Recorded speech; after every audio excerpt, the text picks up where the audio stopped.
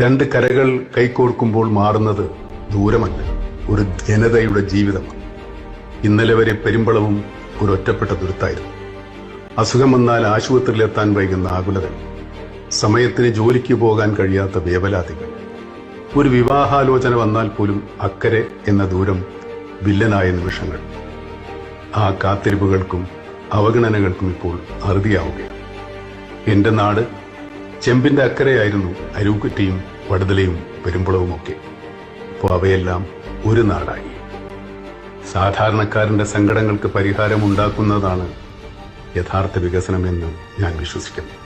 ആ പാലത്തിന്റെ ആർച്ചുകളിലെ നിറങ്ങൾ പോലെ ഇനി പെരുമ്പളത്തുകാരുടെ ജീവിതത്തിലും മഴവില്ലഴക് പെയ്യട്ടെ. കെട്ടിനിന്ന ജീവിതം ഇനി ഒഴുകിത്തുടങ്ങും, പുതിയ വേഗത്തിൽ, പുത്തൻ നിറങ്ങളോടെ. എന്റെ ഹൃദയം നിറഞ്ഞ ആശംസകൾ.